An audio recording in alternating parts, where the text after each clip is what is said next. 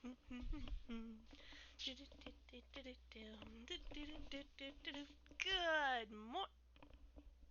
morning, friends. Hope you're doing okay today despite the dreary weather. Maybe you're seeing something different by the time you see this video, or if you're watching it now. But it is kind of cloudy outside today. Not very much for outside play weather, I would say. Unless you're not afraid of a little sprinkle, or it's just suddenly raining. You ever wanted to go outside and play? And you tell mom and dad, I want to go outside and play. And they say, we can't play right now. It's going to be raining. But you look outside. And you don't see any rain. You step outside your window, or you step outside your door, reach your hand out, and you don't feel any rain. You don't feel any raindrops coming on your hand. And you wonder, but it's not raining yet. The reason being is they don't want you to get caught in the rain. That could be pretty bad. Leave you cold, shivering. But no worries, today's episode we are going to talk about more traveling.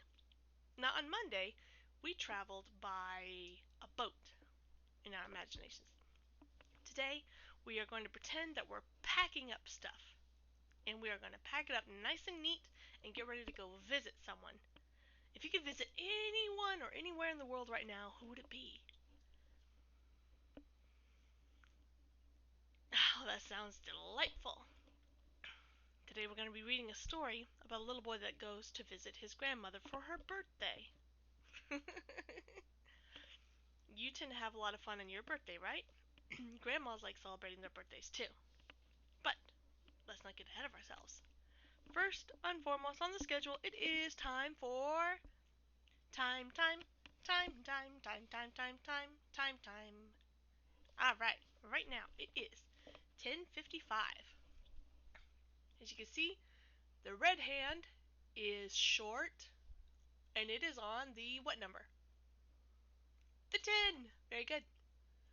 And can you tell what number the long blue hand is on? The 11. That indicates it's 10:55. Alright, let's do our 5 times tables real quick. Starting at the 1. 5, 10, 15, 20, 25, 30, 35, 40, 45, 50, 55, 60. And that's the end of a 5 times table. So you can see right here, the 11 is the 55 part. That's why we put the long blue one where the 11 is. Good job. Alrighty. And for today's schedule, we have our story time, and then we'll have our fun time, and then our tale. Alrighty, let's get that marker out. Put it next to the word story. S-T-O-R-Y, story. Excuse me. Alrighty, you see my story. This one is a very colorful book. I enjoyed reading it immensely. It says, hello, is this Grandma? You see the little boy here is using the phone to call his grandma. But do you think that says Grandma on the other line? What is that? An alligator. This book is pretty fun because it has flaps in it.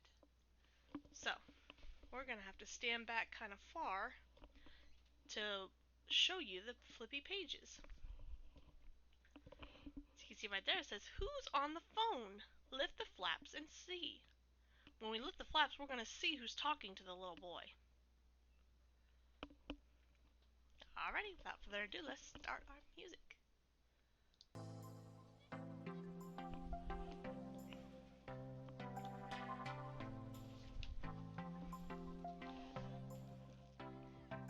See, this picture right here is a lot like a phone line. It also kind of looks like a game board, doesn't it? You can see where the little boy makes the phone call down there at the bottom. And the communication goes all the way through and talks to all these different animals. And finally, they'll be talking to Grandma at the very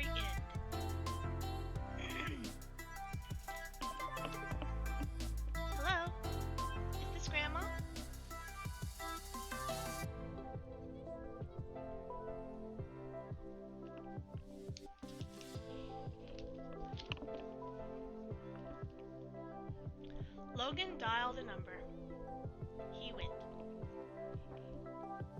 Beep, beep, beep, bop, beep. Hello? Is this Grandma?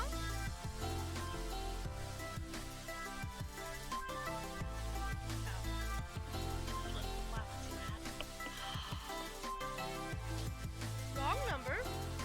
This is sheep. I can't talk right now. I've got my knitting in a knot. Ah! Goodbye.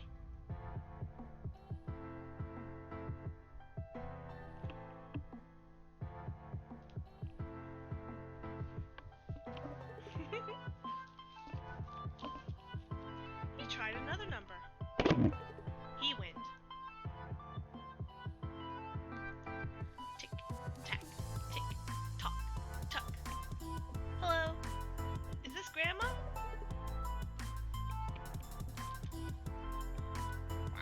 Wrong number. This is Duck. I can't talk now, Logan. I've got to get whacking on my painting. Whack, whack. Goodbye. Also, the duck is quite the painter, so he can't talk on the phone because he's already busy.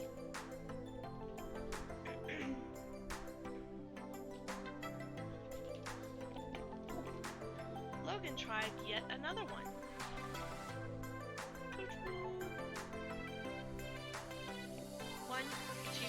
One, two. May I speak to Grandma, please?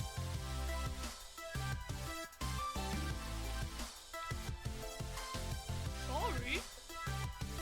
Cow here. I can't talk now, Logan. I'm utterly behind on my dresser. Goodbye.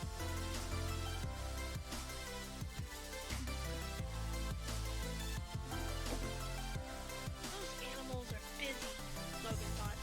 I wonder why. I'd better ask my Grandma. And he gave her another try. Try calling his Grandma again. See that he's got the phone in his wheelbarrow there?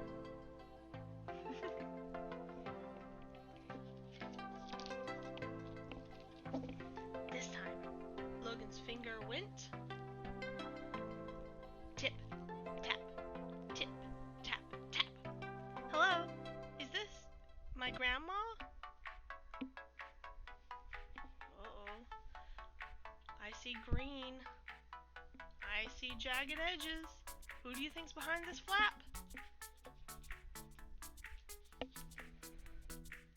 No, it's crocodile. Snap, snap. Whoa, look at those big sharp teeth.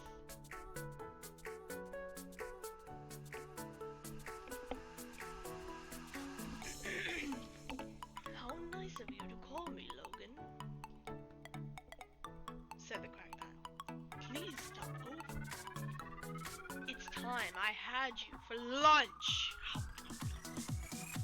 Uh-oh, crocodile wants to eat Logan for lunch. That's no good. Now what?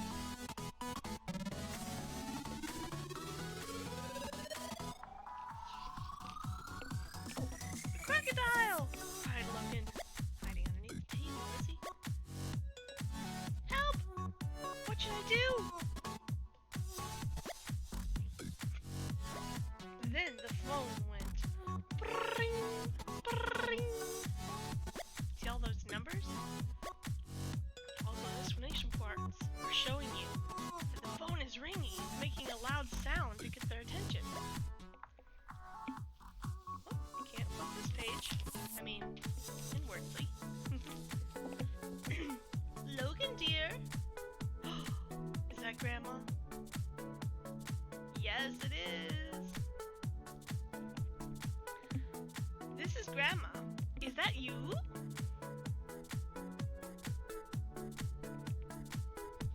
Oh, there's a flap here. I can turn it. Let's flip together. Oh, there you are, cried Logan. Yes, Grandma, this is me. Good, said Grandma. Could you come over to my party here at 3? I'd But will Crocodile go? Oh dear. Wait, Crocodile coming.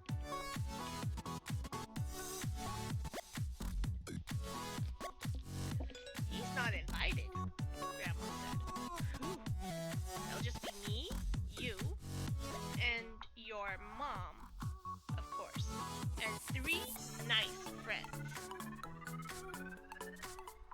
Here's a nice picture of Logan and his mommy on top of the piano there.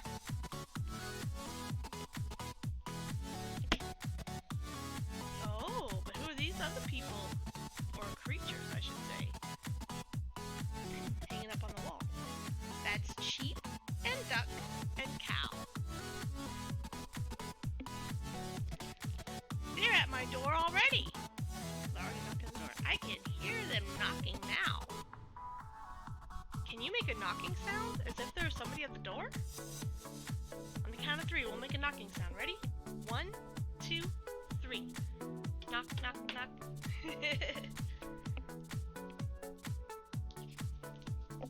When Grandma blew her candles out, everyone went clap, clap, clap, clap. Except... oh, someone didn't clap. Oh, nothing here.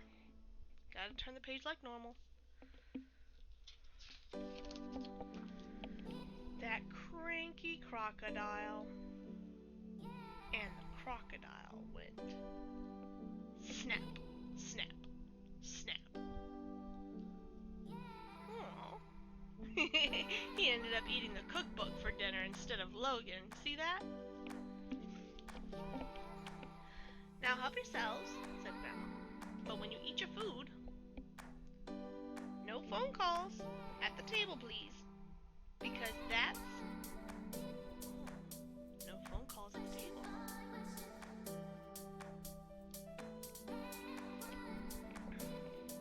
Very rude.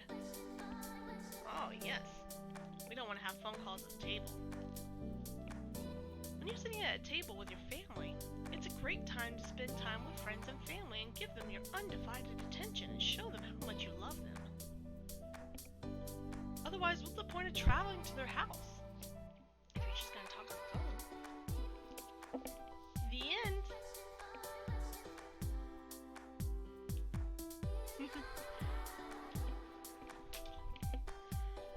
There are all sorts of good reasons to visit somebody for. Just recently, I was invited to a friend's house to go see them for dinner. Before I went, though, I made sure to wash my hands really, really good. And I went over with the mask. And we had a nice little dinner. These days, sitting at the dinner table is a little different. To stay safe and healthy, we have to sit some distance apart. About 6 feet or so. So I sat on one side of the table and they sat on the other. But we still enjoyed each other's company because we were in the same room. Have you visited somebody recently? What was the reason you went?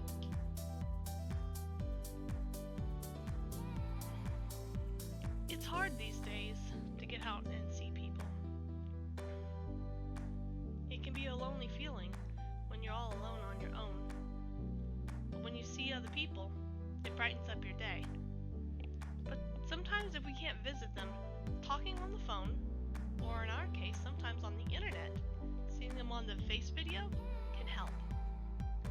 I hope you'll take the chance to talk to someone on the phone or visit them in a video on the computer very soon. Now, our story time is over.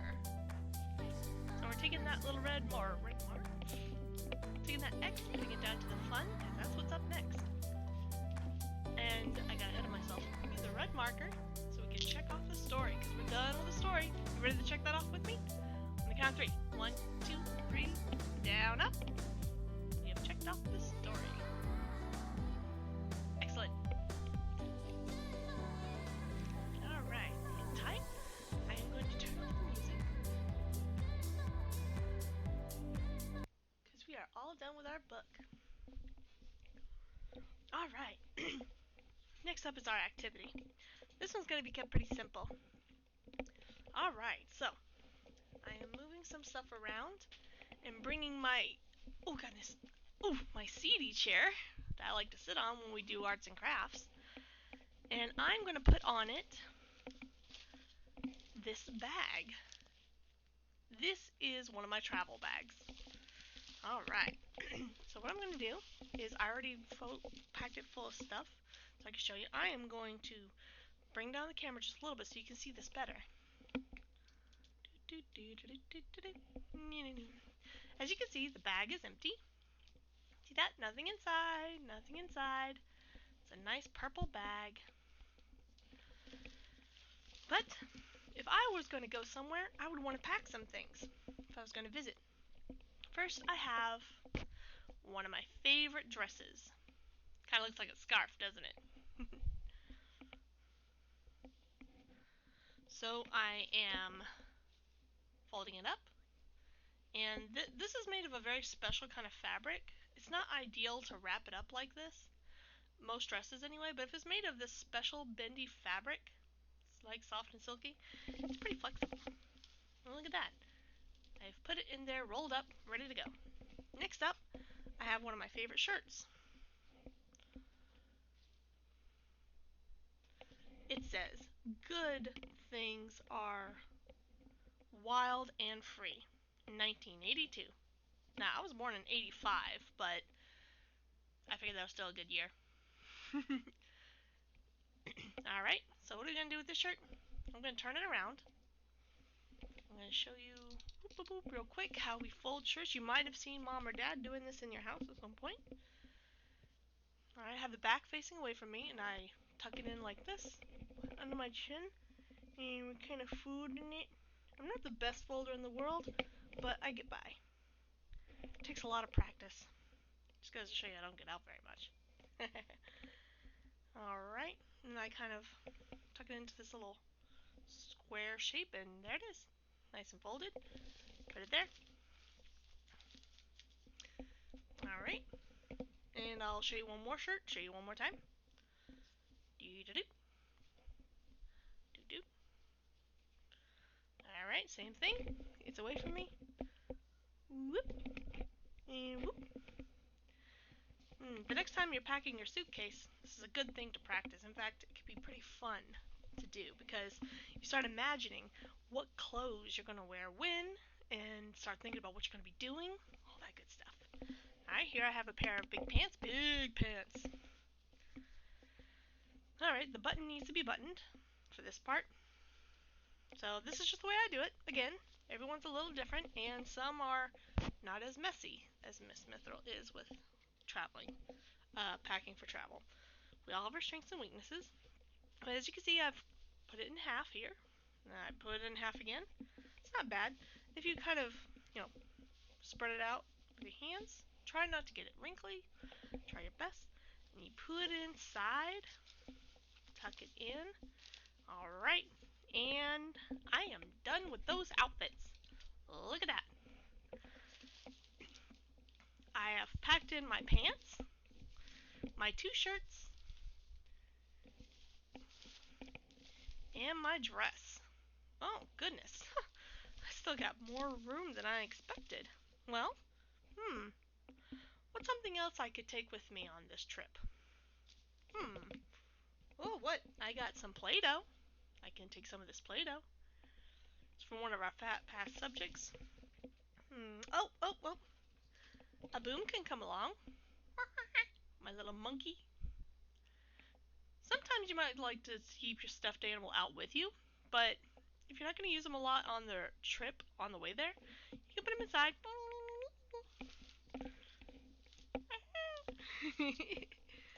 And let's see. Let's see. What else would we pack for a trip?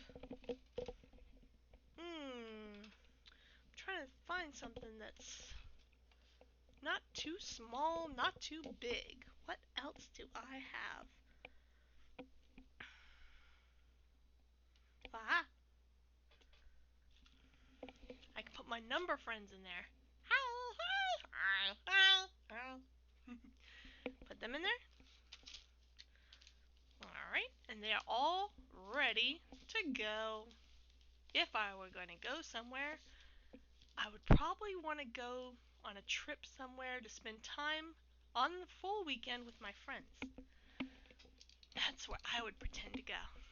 Now, no traveling gig is complete without a traveling hat.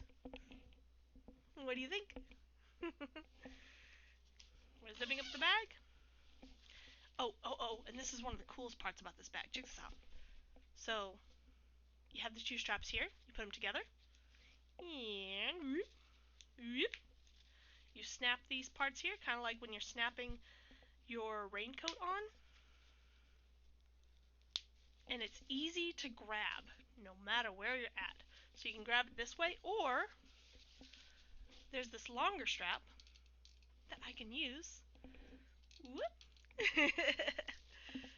to take with me and travel with. See you later.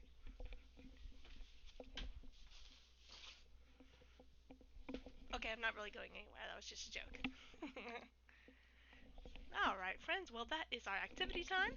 Let's go ahead and move on to the next thing. Bunk the schedule down to our tail. I hope you're excited to hear the next part of the Wishbone story. Can't wait to see what happens next in Treasure Island. Alright, can you check this off with me real quick? Ready? 1, 2, 3. Down and up. It's been fun time. It's been fun time.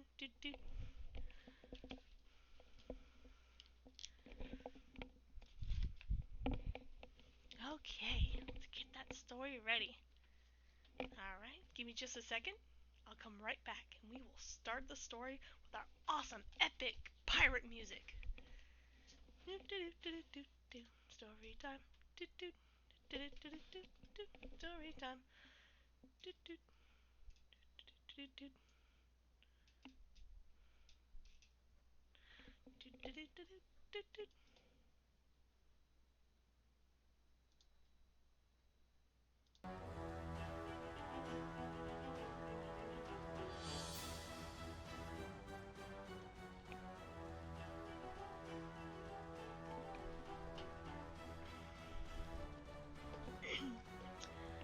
Okay. In the last chapter, we left our friends, Joe, Sam, and David, and Wishbone, as they had explored the farm, and they were trying to get into the barn part of the farm, and find Blackbeard the horse's horseshoe. Sam wanted to keep it for herself as a reminder, because they're going to tear down the barn. It's a very old place, and they wanted to tear it down. She wanted something to remember by. But what happened when they got inside? The wind from a storm blew the storm door shut and locked them inside because there was a latch outside that came down, trapped them inside. But I think in our next chapter, we're going back to the Treasure Island story to see what happens to Jim Hawkins and his crew.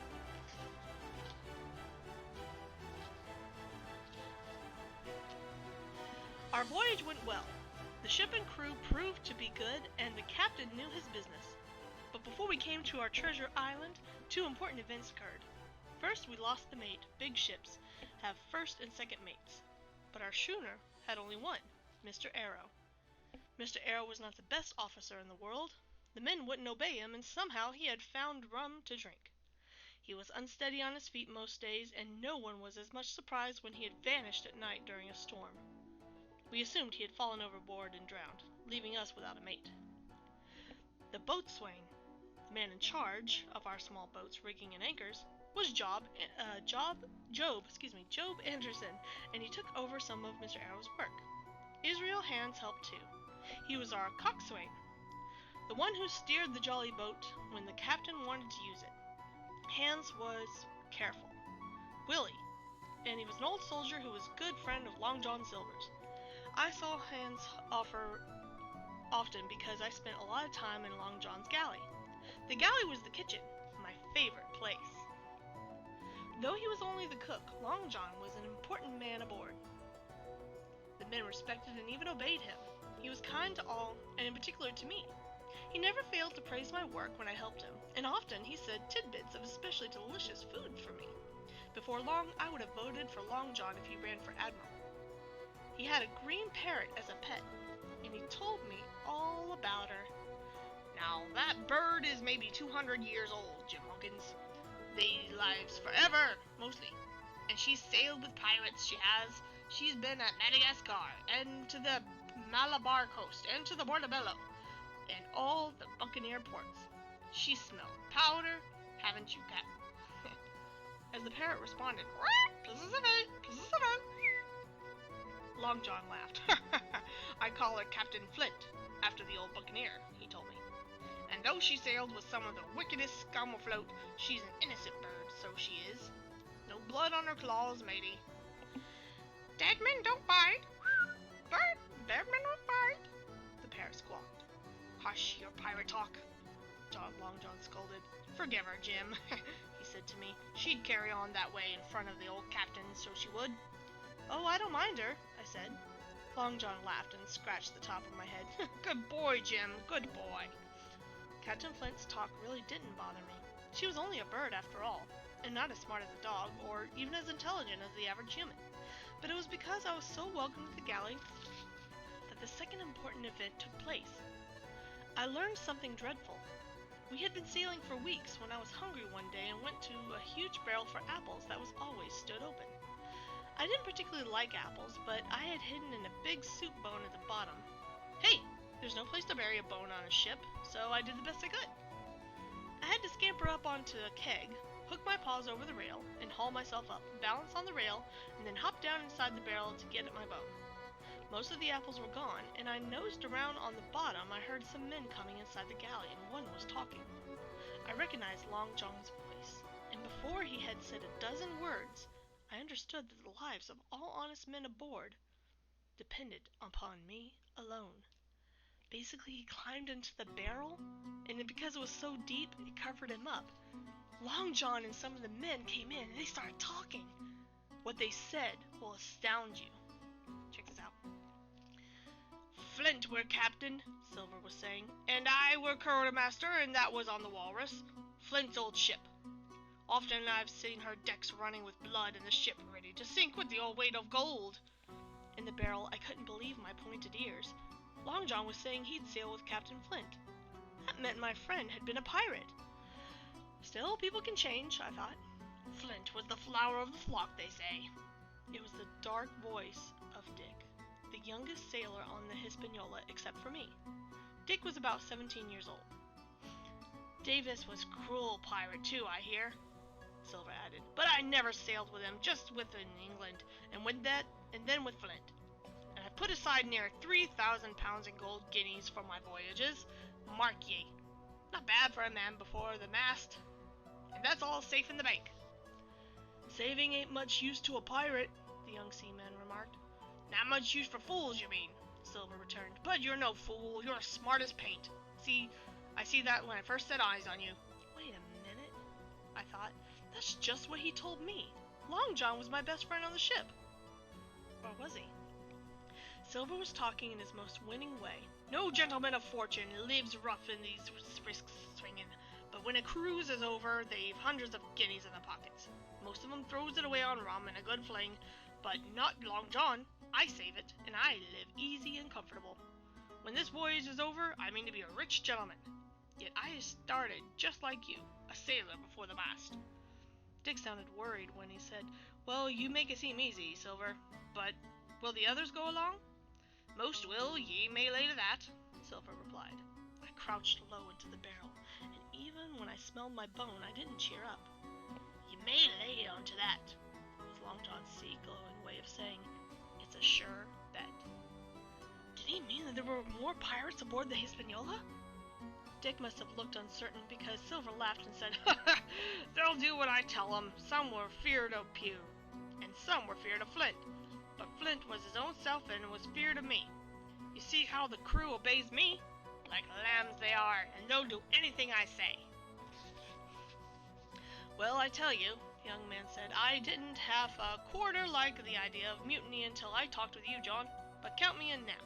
And and there's my hand on it. Do you remember the word mutiny? It's when a bunch of people on the ship take over the ship, and they might do anything that they have to take over the ship. So there are some pirates on the ship about to take down and tie up and lock up the good people on the ship. Jim Hawkins is the only one who knows about it. A brave lad ye are, and smart too, Silver answered, and you make a fine gentleman of fortune. Something told me that the gentleman of fortune was nothing more than a pirate. I wanted to howl in disappointment. Just then I heard someone else come into the galley. Silver said, "Why, hello, Mr. Hans. Dick's with us." "I knewed he would be," returned the voice of the coxswain, Israel Hans. "Dick's no fool, but Silver, when do we strike?" Silver flashed out in anger. "When? By the powers, we strike at the last moment I can manage. That's when. If I had my way, we'd get to the treasure aboard and wait for Captain Smollett to sail us halfway back to England before we did it. But I know this scurvy crew. You won't wait, not you. You'll slit their throats for the rum. You're never happy until you're drunk. Spit my sides, I've sick hard to sail with the likes of ye." "Easy, John," Hans mumbled. "We know you're a sort of chaplain, but the rest of the boys like a fling, so they do." "Aye," Silver roared. "And where are they now?" "Pugh was like that, and he died as a beggar. Flint was, and he died a rum of Savannah. Oh, a sweet crew, all of 'em. But where are they now?" Dick asked, "When do we strike? What do we do with them?" I began to shiver from my nose all the way down to my tail. Clearly, we, the doctor, the squire, the captain, and I, we were them. Silver was talking about them. The realization hit me that we were in grave danger. "Shiver my timbers," Silver said approvingly. "Dick's a lad of business. Well, we could maroon him, leave him alone on the island with some tools, gunpowder, shot, and food. Captain England always did that. Or we could just kill 'em all, and with what Flint would have done, or Billy Bones." "But what will we do?" Dick asked, sounding nervous. "I'm an easy man," Silver replied, "but this is serious. I vote for death. When I'm in a parliament riding on my coach, I don't want none of these and the captain aboard coming home looking unlooked for, like the devil at prayers. I say wait. When the time comes, let her rip. I'll do Trelawney myself. I'll wring his neck with these here hands." I growled, but very softly. Here I had trusted Long John, but he proved that he had no more loyalty to me than a cat. He was trying to turn the whole crew into pirates, and he planned to do dreadful things to the honest men aboard. So then my ears perked up in horror as I heard Silver say, "Dick, talking's left me dry, so it has. Just jump up and get me an apple to wet my pipe." He's gonna get an apple. From the apple barrel that Jim is in. I looked up and saw Dick's hand reaching into the barrel. Yape! I curled up as small as I could, tucking my paws under me and curling in my tail. Dick almost had his fingers on my nose when from aboard, the lookout shouted, "Land ho!" And here he is, Wishbone's hiding in that barrel. You see the hand reaching in for the apple? Ooh, that was a close one. Oh. "Thunder!" Silver bellowed. "Let's go look at the treasure island, lads." To my great relief, I heard a rush of feet and the clomping of Long John's crutch as they all left. And in a second I jumped up and hooked my paws on the rim. I scrambled out and ran to find Dr. Livesey. He was standing by the rail, staring at an island with two low hills off to the southwest. "Men!" Captain Smollett called. "Has anyone seen the island before?" "I have, sir," Silver replied. "A trader I was cook on stopped there for fresh water." "Do you know of the anchorage?" "Aye, sir," Silver said. "It's on the south, behind a little bit of rock they call Skeleton Island." That means they had to go around the island a little bit to put their boat there safely. "That hill to the north is Foremast Hill, and the big one they calls the Spyglass. Pirates named everything on the island because they used to clean up their ships to get water there. Can you guide us to the anchorage?" "Aye, sir," Silver replied with a smile. "'Tis a good harbor, to be sure." He saluted and came stumping over to me on his crutch. He patted my head and ruffled my ears, making me shiver when I thought of how he was planning to murder us all. "Ah, Jim," he said, "this island is a sweet spot for a lad. You could swim, climb up them hills, and explore. When ye wants to go ashore, tell old Long John, and he'll make ye a snack to take along. I started to say, why, that's very nice of you. I'd like a couple of liver sandwiches, and what was I saying? No, thank you, Mr. Silver, I thought grimly. The cook patted me on the back and then hobbled below decks. I tugged at Dr. Lively's sleeve and said, Sir, get the captain and squire to the captain and send for me. I have dreadful news. He did not even change expression, but nodded pleasantly. Soon he went inside, and a few minutes later, Captain Smollett called all the men on deck. My lads, he said, you've done your work well, and the owner, Mr. Trelawney, is pleased with you. He asked me and the doctor and the captain to drink to your health and luck, and to have a grog served out to you so you can drink to our health and luck. I call that handsome. Basically, when he had talked to Dr. Lively, he understood, because he trusted Jim, as young as he is, that he had something indeed bad news to say. So he made a distraction and told them all, we're going to go down and celebrate the fact that we found the island, so that Jim can talk to us. So it is, Long John shouted. Lads, a good sea cheer for Captain Smollett and the gentlemen. They all cheered so loudly that you would never have suspected they were plotting murder, and as soon as the captain was in the cabin, they sent for me. I hurried to them, jumped up in the chair and onto the tabletop, and in a few minutes I told them the whole frightful story. When I had finished, Dr. Lively led them as they solemnly raised their wine glasses and toasted me. That done, Squire Trelawney said to the captain, Sir, you were right and I was wrong. What are the orders? The captain shook his head. I never knew a crew that planned a mutiny, but gave no sign of it. That's Silver, Doctor observed quietly. He is a remarkable man. Captain Smollett snorted. He looked remarkably well hanging from a yard's arm, but here's the way I see it. We must go ahead because we can't go back. We have some time, at least until the treasure's found. Last, it's clear that there must be some honest crew members still aboard. If Silver's trying to win men to his side, now we can count only ourselves, Hawkins, and you 3 servants, Squire. Or can we? Of course we can, Trelawney said at once. Hunter, Redruth, and Joyce are all close as family. Well, gentlemen, the captain concluded, we must wait, that's all, and keep a sharp lookout. We can count ourselves 7 for our side, and we won't know who else will join us until the fight breaks out. Until then, it's 7 of us against 19 of them. Jim can help more than anyone, the doctor said. He knows all the hands, and he can be our eyes and ears. And nose, Doctor, I added proudly. Hawkins, the Squire said, I put prodigious faith in you. It was an enormous responsibility, and odds of 7 against 19 were very unfavorable indeed. But as a loyal Englishman, I had to do my best, for what else could I do? And that is the end of Chapter 5. We will pick up Chapter 6, which takes place in the story, and it's not too long from what I can see. Oh, but my blood is pumping. All the excitement and the different elements of the story just get you excited. But that's the way of the pirate story. So much excitement. And remember what Wishbone had said about adventures? Adventures get you very pumped, very excited, ready for the next thing, ready to go at it. But sometimes unexplainable and unexpected, scary things can happen. You gotta be ready for anything. Alright, so we have finished our tale for the day. Get your check mark fingers out for me. I hope you friends have a great day today.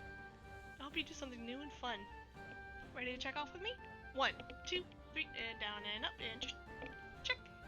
We have finished tale time, we have finished tale time. Our day's complete until we meet again. We have finished tale time. Goodbye, friends.